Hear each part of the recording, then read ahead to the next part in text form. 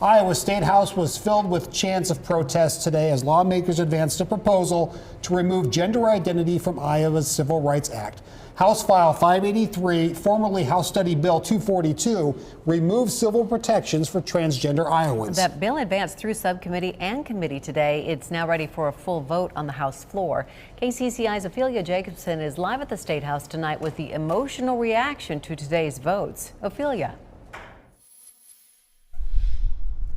Stacey and Bennett, it was truly an emotional day here at the State House. State law currently prohibits discrimination based on gender identity in decisions related to employment, housing, public accommodations, education, and credit.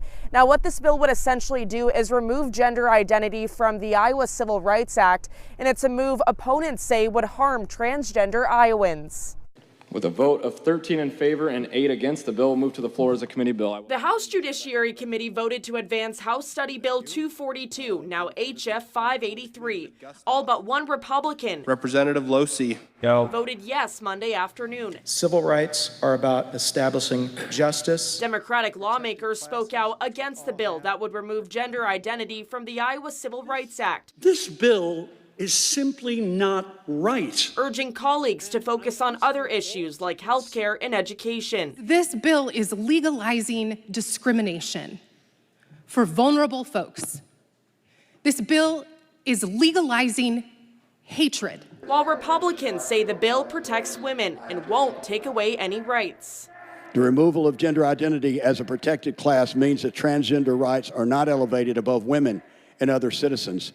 Transgender rights will continue to be protected, just as are the rights of all Americans.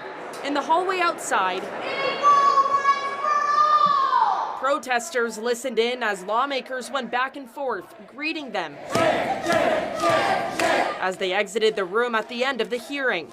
Democrats say the bill is moving too fast. I give you credit. When you want to move quick on culture wars, you guys move like a flash. I've never seen anything like it. The bill was introduced Thursday and passed out of its subcommittee hearing Monday morning. A move that was met with even bigger protests earlier in the day.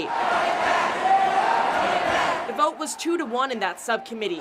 Protesters filled the State House before, during, and after the hearing. We're just here to show up and support civil rights for gender identity and transgender and non-binary folks. The protesters are going to have to... And despite pleas from inside the meeting to keep the noise down, They either need to be moved away from the doors and protest somewhere else so that both sides can be heard. the crowd did not remain silent. I put my life on the line for those rights. They're a stroke of a pen trying to take them away. That's not American. And this is video of a conflict between Iowa State Patrol troopers and a protester Monday morning, posted by Democratic Representative Brian Meyer. We also know troopers had to remove at least one speaker from the subcommittee meeting itself for speaking over the time limit. Now, according to the Iowa State Patrol, 26-year-old Veronica Hernandez and 20-year-old Bologna River Providence Alou were arrested and charged with interference with official acts.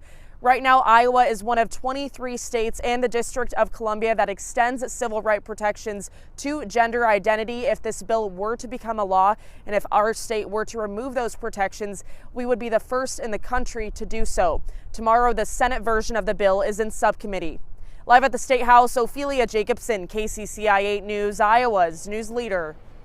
And we will continue to follow this bill as it moves through the State House. Now, as Ophelia mentioned, Representative Brian Losey of Bondurant was the only Republican who voted against this bill. He explained why in a social media post Saturday. Losey says in part, quote, "I cannot in good conscience vote to take away existing statutory rights from Iowans currently holding them, especially when it means the prospect of being denied basic human needs," end quote.